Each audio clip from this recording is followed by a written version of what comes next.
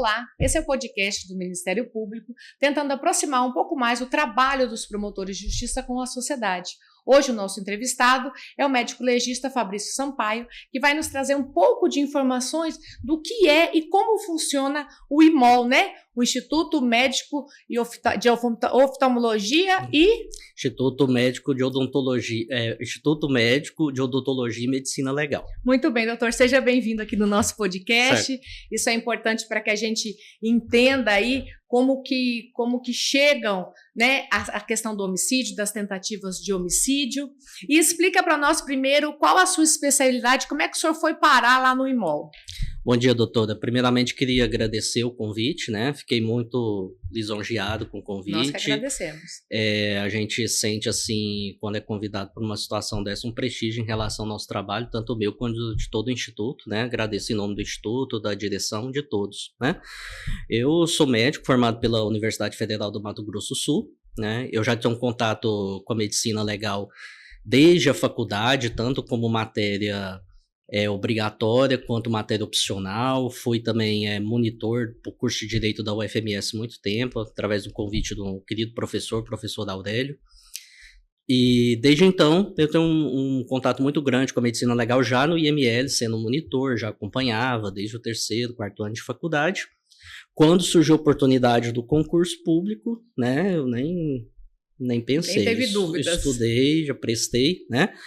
Porque era uma área que sempre me interessou bastante, então tenho um contato de muito tempo.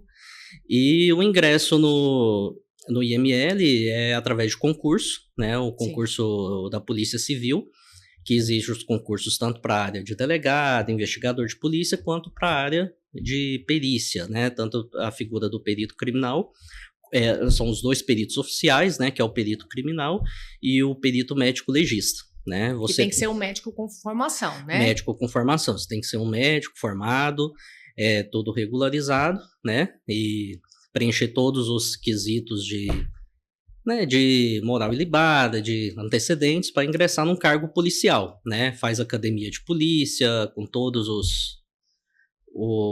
né? Aquela questão da formação policial. Sim. E ingressa no cargo. Doutor, essa questão da análise, né, da questão do homicídio, da tentativa do homicídio, para nós, promotores que atuamos no júri, né, isso é uma parte muito importante de toda a conclusão daquele homicídio, né? Nós falamos aqui com a perita do local do crime, que já são aqueles primeiros peritos que nos trazem, né, algumas informações de uma possível dinâmica, mas a análise da vítima ali, do corpo, isso também nos traz muito mais indícios de como aconteceu aquele crime. Sim, a gente consegue um panorama muito completo da situação. O perito criminal, no caso, ele faz o exame perinecroscópico, ele faz a primeira análise no local de crime.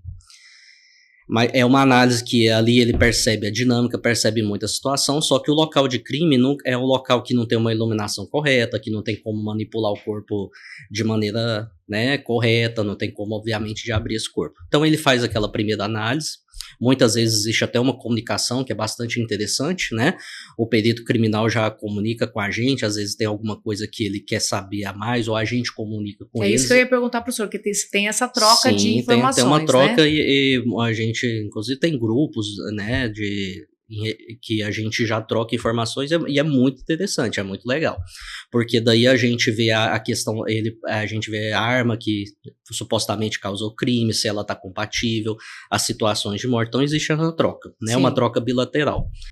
Aí no IML é um ambiente controlado, então a gente consegue fazer uma análise muito mais aprofundada. A gente vai ter iluminação adequada, vai ter tempo, vai poder lavar esse corpo, vai poder, né, fazer a abertura do corpo, observar com todos os detalhes, e ali às vezes coisas que não davam para ser vistas na cena do crime a gente vai conseguir ver ali, né?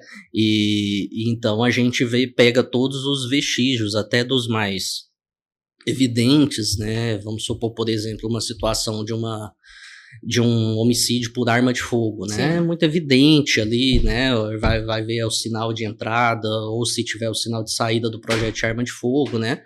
Aquilo ali causou a morte, mas até outras coisas, como um trauma raquimedular, né?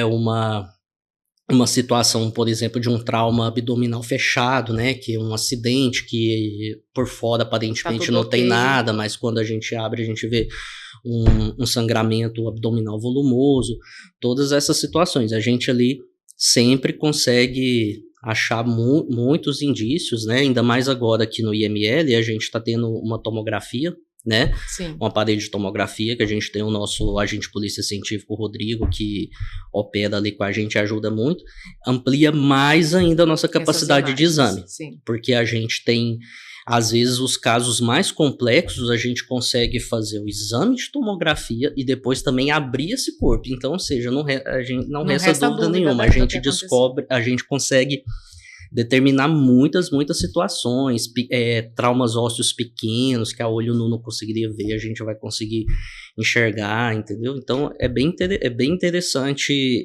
esse conceito da gente associar com o exame de imagem também. Sim. O senhor falou a questão do disparo de arma de fogo. O médico legista, ele consegue determinar para a gente, pelos vestígios também, uma possível distância desses disparos? A gente consegue determinar. A gente não consegue determinar, o médico legista não determina a trajetória, ou seja, que isso vai ser uma análise da cena de crime, a trajetória, que é de quando o projétil saiu da arma de fogo até acertar o corpo. Mas alguns indícios, se esse disparo foi mais perto ou mais longe, a gente consegue determinar. Os vestígios que ficam no corpo. Isso, que ficam no corpo, principalmente se for um corpo que numa área que não estiver, uma área que estiver despida, né? Porque a roupa também pode, por isso que a gente, assim, nessas situações de disparo de arma de fogo, a gente tem que ser bem criterioso, porque às vezes a vestimenta do indivíduo segura muitos resíduos. Sim. E aí a gente não consegue determinar se foi um tiro de curta distância ou longa distância. Mas numa situação de uma parte do corpo que está despida, se for a mais curta, se for encostado, tem características muito... Eu ia perguntar para o senhor, o tiro encostado, né, que a gente escuta muitas pessoas falarem, né? O tiro é queima-roupa e tal. É um tiro realmente que ele queima a roupa, ele queima o corpo ali daquela vítima? É esse tipo de vestígio que deixa? Justamente. Se for igual... voltando então nessa situação da vestimenta do indivíduo, vai ficar muitos vestígios na vestimenta, né? Por isso que chama queima-roupa, que literalmente vai até queimar, ficar vestígios de pólvora incombusta. E se for na pele, você vai ver traços de queimadura na pele, você vai ver pólvora incombusta incrustada na pele do indivíduo. Então a gente vê essas características, né? Grande parte das vezes a gente consegue determinar se ele foi, e tem a questão do tiro encostado, que ele tem as características bem particulares, né? De alteração do tecido subcutâneo, de alteração óssea, né? Se for no crânio, então a gente tem mais características, né? Que também no exame de imagem a gente também consegue ver com muita nitidez. Então, assim, você na necrópsia consegue ir juntando vários pontos a gente pega, por exemplo, aqui são as necrópsias mais difíceis que a gente faz, né? Qual que é a necrópsia mais difícil que o médico legista faz? São as necrópsias dos baleados com muitos tiros, né? Sim. Que a gente tem, às vezes, uma realidade aí de briga de facção, alguma coisa assim. Com bastante disparos. Com bastante, né? Já teve caso ali no imol de 50 tiros. Então são necrópsias que você pode levar até mais de 3 horas, que você vai tomografar, às vezes vai radiografar também na procura desse projétil. O projétil é um elemento de prova, então o projétil também auxilia na busca dessa arma, né? Sim. Calibre e busca da arma também. Sim, então assim, e muitos a gente recuperar, muita gente consegue recuperar, muitos fragmentam, porque esse projétil, dependendo da composição dele, ou se ele atinge um anteparo ósseo, ele pode desfazer, né? Então a gente faz um trabalho ali para tentar recuperar o máximo possível, sabe, dessa importância de ser elemento de prova, para dar depois o match que a perícia criminal Sim. faz com a arma do crime. Então são as mais difíceis, né? E você estabelecer aquele cenário de entrada e saída, até para ajudar na dinâmica, para o delegado de polícia investigar, né, e ver, às vezes, muitas vezes são mais que uma arma que é usada. Sim. Então, assim, a gente são as mais difíceis, né, ou seja, Um contraponto, então, apesar de ser muito óbvio a causa da morte, né, foi o disparo de arma de fogo. Sim. É um exame difícil, é difícil de laudar também, de você né, porque vai ser um exame que vai ser um laudo, um croquis difícil, né, uma esquematização difícil. Em compensação, tem outros exames que são menos, vamos assim dizer, trabalhosos, mas mais difíceis de você dar a causa da morte. Né, que você vai ter que entrar mais na fisiologia ali do corpo humano, entender o que aconteceu para dar essa causa de morte. O senhor falou ali da questão do disparo, o senhor falou, às vezes não se consegue uma trajetória, mas a gente consegue, ali pela perícia no IMOL, a gente saber a direção, se a pessoa estava sentada, em pé, agachada, né, naquela questão, muitas vezes, de execução, né, que coloca a pessoa ajoelhada, dá o tiro na nuca, enfim. Sim. Isso a gente consegue ter um panorama mais claro? Pode, no máximo, sugerir, mas também determinar não dá. O exame médico legal, você pode, assim, pela posição que entrou e saiu, sugerir, né? Que essa pessoa talvez estivesse sentada, agachada. Sim, mas o próprio atirador, ele pode mudar a posição dele para confundir a perícia. Né? Na hora do depoimento ali. O atirador, às vezes, ele pode, o atirador, se ele quiser dar a impressão que a vítima ele quer, vamos, por exemplo, o atirador, ele quer omitir que foi uma execução. Sim. Então, ele pode agachar e atirar na vítima, né? Ele vai estar atirando na mesma altura da vítima, não vai aparentar... Vai aparentar que foi de cima para baixo. Sim, então, assim, algumas situações pode sugerir, mas o exame médico legal não permite. Aí quando se junta o exame médico legal com o exame do perito criminal da cena de crime, junta essas informações, aí consegue clarear um pouco pode mais. Clarear um pouco mais. Aquela situação. Mas o nosso determinar não, dá para sugerir, igual sugerir a distância, se for perto a gente vai achar vários vestígios que corroboram, né? Mas a trajetória, o exame médico legal fica prejudicado. Mais difícil. E esses casos, quando que a gente vê muito que a maioria das armas de fogo desaparecem, né? E as armas brancas também, faca, canivete, dá para se verificar com a apreensão de uma arma branca no local, ver que não foi aquela arma que foi utilizada, ou confirmar que foi aquela arma branca utilizada também pelo exame da perícia? Olha, confirmar não, mas a gente pode descartar, né? Pela ação, eu sempre gosto, casos tem homicídio com arma branca, eu sempre gosto de entrar em contato com a cena para ver se a arma é compatível, né? Então, assim, pela questão, a ação de arma branca, ela vai dar uma identidade, mas não uma identidade perfeita. Então, se ela for uma arma muito diferente, com um gume muito diferente, bem característico, né, existe facas de todos os tipos, né, todos os tipos de gumes. Então, se ela for essa faca que tem um gume muito característico, a gente pode ver essa marca, né? Mas a maioria são vamos assim dizer, por facas normais, né? Normais, a gente vê muita faca de cozinha, né? Faca que tá em casa justamente, mesmo, né? Não, no IML a gente, assim, depois que você vira legista, o que eu mais tenho receio hoje é de arma branca, porque o estrago que uma arma branca faz a curta distância, às vezes é pior que a arma de fogo. E você diz isso por onde ela pode acertar no corpo. Sim, porque ela penetra com muita facilidade e penetra em área cardíaca, então faz um estrago muito grande, faz um tamponamento, faz um trauma cardíaco que leva a óbito. É rápido? Geralmente é rápido, né? Geralmente pode fazer um tamponamento cardíaco um hemotórax, e são situações assim que o socorro vai estar muito distante ou vai demorar muito, então a vítima vai morrer assim relativamente rápido. E no IML eu já vi assim até casos assim de defesa, né? A vítima, o autor foi atacar a vítima se defender com uma faca de cortar pão. Uhum. E uma faca de cortar pão causou um óbito, né? Uma mulher se defendendo contra um homem, e uma faca de cortar pão gerou essa... Você nunca vai imaginar que ela seria uma Nunca arma vai imaginar. utilizada de um crime, né? Sim. E a gente falou muito aqui a questão já da morte, mas o ML também faz laudos das tentativas, das pessoas que sofreram lesões corporais. Sim. Nossa maior demanda, né, quando se fala em ML, todo mundo só pensa em cadáver. Sim. Né? Mas a nossa maior demanda, mais que 90%, é exame em vivo. Né? Então, a questão do exame de corpo de delito que a gente faz.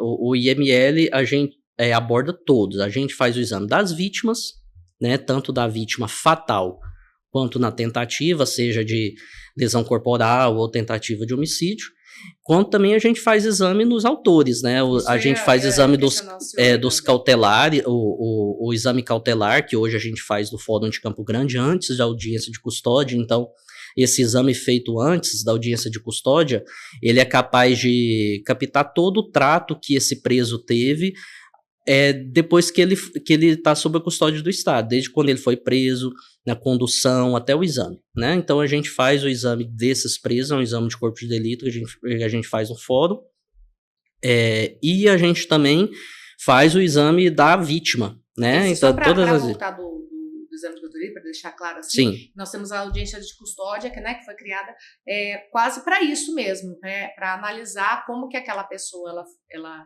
teve a prisão dela, né? Depois sim. A gente analisa se vai ter uma liberdade ou vai continuar com a preventiva, mas antes dele entrar, né, na sala de audiência, hoje ele passa pelo médico legista, que inclusive fica lá no fórum, sim. Né, atendendo todos aqueles presos que chegaram naquele dia para audiência de custódia. Sim. E se eles relatam alguma coisa, né, de alguma agressão que não deixou marcas, isso também é relatado no laudo. Também é relatado. Né? Então, assim, ajuda bastante, porque às vezes o preso, ele fala que sofreu uma agressão e não vou dizer que ele está mentindo, mas não tem lesão corporal, não tem marca, né? Às vezes é o contrário também, ele relata que não sofreu e ele tem uma lesão corporal que você descreve, né?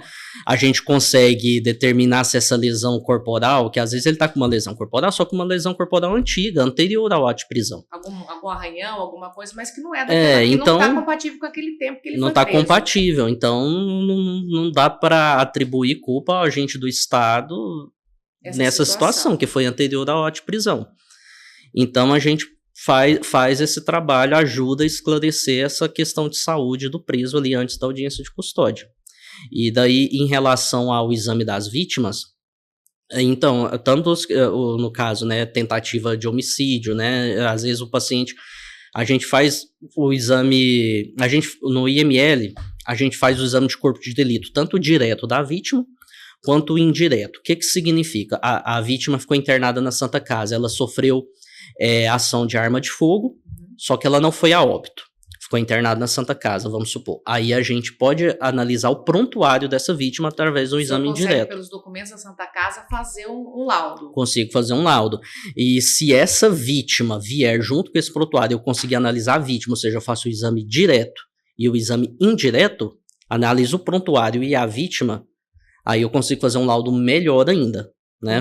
Mais detalhamento ainda. Mais detalhamento. Porque ela sempre conta, né? Quando o senhor, com a vítima sobrevivente, ela meio que conta o que aconteceu com ela, né? Sim. E mostra os ferimentos e tal. Isso também te dá um apoio melhor, né? Pro médico. Dá apoio melhor, né? Ver o paciente, assim, fala paciente, não, no caso da perícia é o periciando, né? Mas a gente é acostumado a falar paciente, mas ver o periciando, né? A gente sempre conversar com ele, a gente sempre vai ter mais informações. E a gente percebe também que o IMOL, ele é uma estrutura gigantesca, né? Nós temos a sede lá dele, onde a maioria dos exames acontece. Aí nós temos esse médico ainda que fica ali nas audiências que acontecem todos os dias, todos os dias. Inclusive sábados e domingos, feriados, sim. Né? E nós temos também um instituto que fica na Casa da Mulher Brasileira? Sim. Como que tem funcionado isso lá, doutor? Hoje, já tem um tempo que visto essa demanda, porque a maior parte dos exames de lesões corporais, infelizmente, são nos casos de violência doméstica. Sim. E muitas vezes esse exame não estava sendo realizado, principalmente porque a vítima faz um boletim de ocorrência, é uma situação muito difícil para a vítima, e ela ainda passa aquele processo e depois ter que ir lá fazer o exame de corpo de delito. Que antes era dessa forma, né? Ela fazia o boletim de ocorrência Isso. E ela tinha que ir ao instituto. Isso. E aí, como ela vai ser revitimizada, vai lembrar toda essa situação de novo, às vezes a vítima acabava evitando. Hoje não, hoje a gente já faz o exame de corpo de delito logo após todo o trâmite policial, né? Vai chegar em toda a estrutura da Casa da Mulher Brasileira, vai passar pelo psicossocial, se o psicossocial julgar que é um caso compatível com a Delegacia de Atendimento à Mulher, já manda para a DEAN, que fica no mesmo prédio, e se tiver lesão corporal, a autoridade policial, delegado de polícia, já vai fazer a requisição de exame de corpo de delito e a gente já vai fazer esse exame. Então, essa vítima ela já vai sair da Casa da Mulher Brasileira com tudo. Com tudo pronto. Tudo pronto, não vai precisar revitimizar, olhar esse processo de novo. A gente já tem até conhecimento do boletim de ocorrência para ela não precisar que ela chegue e conte a mesma história várias vezes. Isso é ruim, né? Para ela ficar relembrando a situação. A gente já tem ali acesso ao boletim de ocorrência, ela não precisa repetir a história, a gente só pergunta pontos específicos. Ela fala e a gente coleta, faz esse exame, tanto de lesão corporal quanto se for sexológico, também se for estupro ou tentativa, a gente faz, coleta material, se for o caso, né?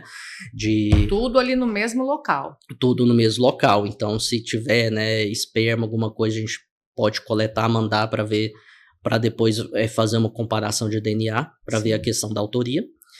E a gente faz tudo ali, tanto na Casa da Mulher Brasileira, eu vejo hoje assim, o IML, no que diz respeito as vítimas mais vulneráveis da sociedade hoje, que é a questão da violência doméstica e a questão das crianças, o IML faz uma cobertura muito grande e muito ideal, né? Porque toda criança que é vítima hoje, pode ser 2, 3 horas da manhã, essa criança sofreu uma violência, nós nos deslocamos até o CEPOL, né, a delegacia que funciona como plantão da Delegacia Especializada da Proteção da Criança e do Adolescente, então a gente faz o exame dessa criança lá, essa criança não é levada para o IML. Não precisa ir para outro lugar. Não precisa, então a gente faz o exame dessa criança, né, ou seja, com esses mesmos benefícios em relação à Casa da Mulher Brasileira, já sai de lá resolvido.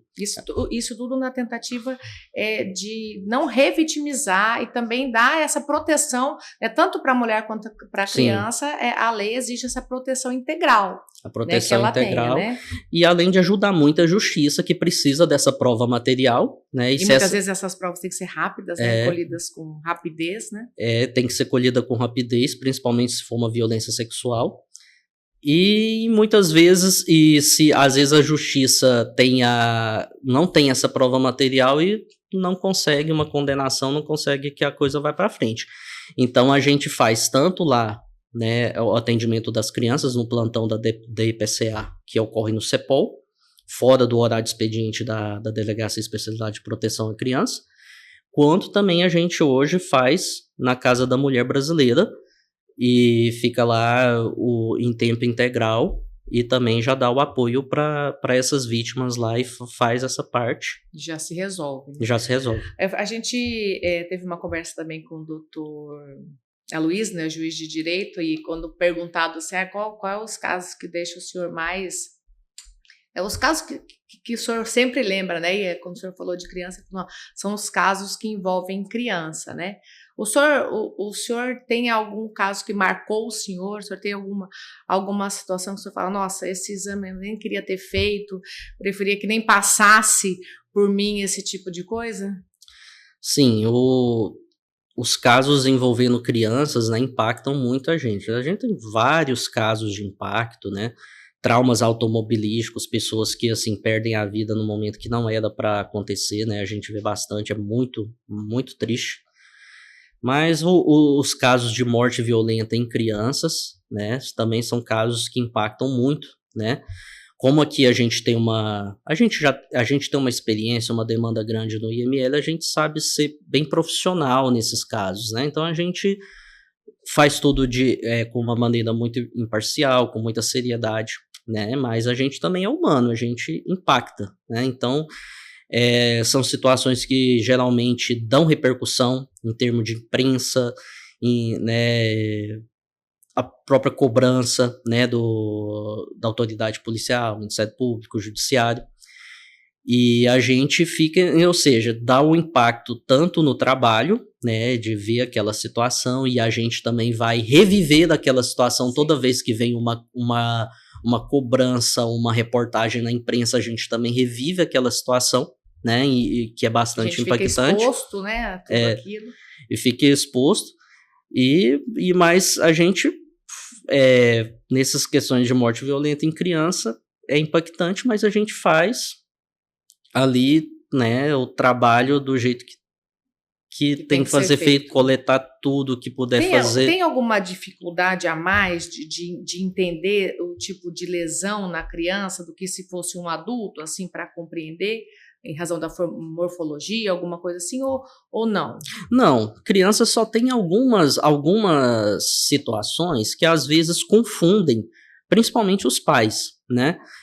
Mais situações que são comuns até da prática médica, nem da medicina legal, né? Às vezes acontece muito casos, por exemplo, de crianças que têm alergia à fralda. E ela fica com uma hipedemia muito grande na região vaginal e anal. E às vezes os pais vêm aqui e correm, né, com a criança para a UPA e depois para a delegacia de polícia, pensando que foi aconteceu alguma coisa.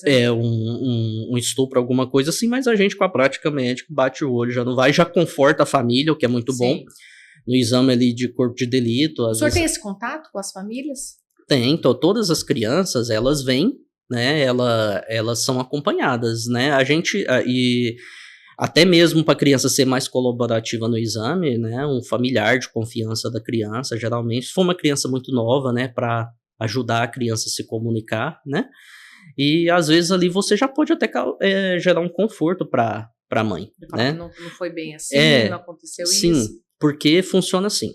Quando a criança é atendida num ambiente de pronto atendimento, numa UPA, num pronto-socorro, se o médico que atender em loco suspeitar de violência sexual, ele vai orientar a procurar a delegacia para fazer o exame, o boletim de ocorrência. E muitas vezes o médico suspeita e não é. Só que e não é violência sexual. E aí, mas a mãe, o pai ficam... Não, uma informação dessa deixa qualquer pai e mãe desestruturado. Né? Então, assim, daí às vezes você já ali percebe que não já pode confortar a mãe, não. Né? Que a gente que é médico legista, a gente tem bem mais experiência para ver o que é uma lesão, né, uma lesão de crime sexual e o que não é. Então a gente vai olhar e vai ver, não é, pode ficar tranquilo, né? E lá no IMOL, o senhor também chega a conversar com famílias das vítimas que faleceram? Eles vão até lá? Tem uma condição do senhor passar qualquer tipo de conforto para esse tipo, né, que são as vítimas indiretas ali que vão ficar desse crime?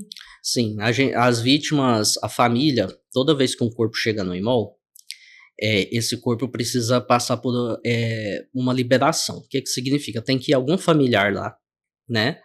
E fazer a liberação do corpo, né? Porque depois do corpo passar pelo exame necroscópico, ele vai ser liberado. Aí se a família já tem um plano funerário, né? Vai ser pelo plano, se não tem, vai ter a ajuda da assistência social e por aí vai. Então, ali no IML, a gente tem os agentes de polícia científica que trabalham junto com a gente no IML. E são pessoas, assim, excepcionais ali do nosso dia de trabalho, que eles lidam mais com as famílias do que com a gente, né? Porque a gente vai estar ali no trabalho, fazendo os exames, e eles lidam muito no sentido, assim, aquela situação que nem a gente vê do filme de reconhecimento do cadáver, no IML muitas pessoas vão lá procurar, será que foi meu parente que morreu? A gente vai mostrar a foto da necrópsia, né, mostrar a foto do cadáver, né?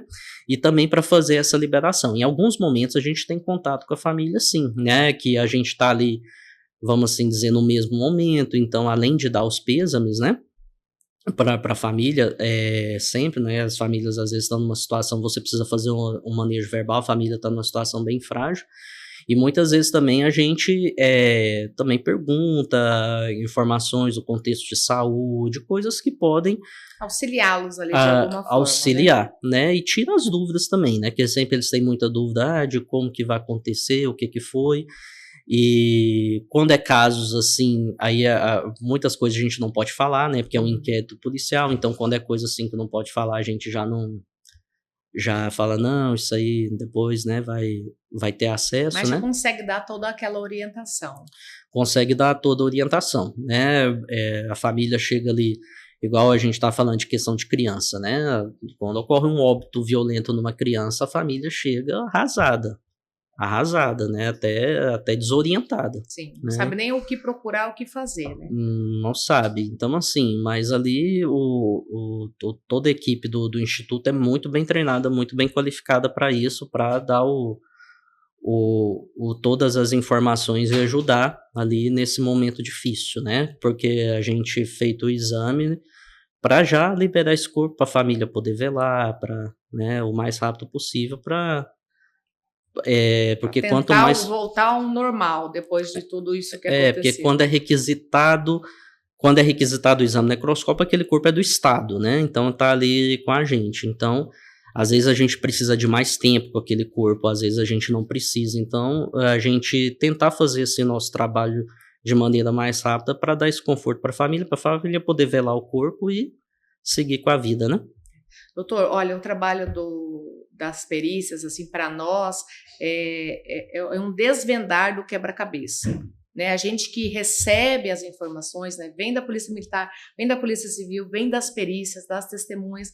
A perícia, ela consegue colocar as peças a mais, porque a gente nunca vai ter as peças completas, né? Mas ela consegue colocar um pouco mais de peças fundamentais para que a gente possa tentar fazer o nosso trabalho, principalmente ali no Tribunal do Júri, melhor. E quando com todas as pessoas aqui que eu venho conversando, a gente percebe que aquela pessoa que realmente gosta do que faz, além dela fazer um trabalho bem feito, ela consegue passar isso para as pessoas que sofrem com esse tipo de crime, né? Porque essas vítimas que a gente lida, as vítimas indiretas principalmente, ninguém sabe o dia que vai acontecer um crime. Né? Ninguém sabe um dia que vai perder um ente querido, enfim, de que forma seja. Então, acho que o nosso papel como instituições públicas além de fazer um bom trabalho, né, um trabalho de excelência, é a gente poder dar esse conforto e a gente poder dar orientação e informação. Eu sempre digo que a boa informação evita com que se bata em portas erradas e se dá o conforto e a eficiência do nosso trabalho muito mais rápido. Olha, o senhor está de parabéns, já trabalhei com o senhor em alguns casos, entendeu? Manda o nosso abraço ao doutor Silvio, lá o coordenador do IMOL, que o trabalho de vocês é de excelência e que a gente possa continuar trilhando aí esse caminho, né? Quem sabe aí com uma diminuição nesses crimes, com uma diminuição dessa violência, mas tentando de qualquer forma fazer o nosso trabalho melhor. Muito obrigado pela entrevista, muito obrigado pela sua participação.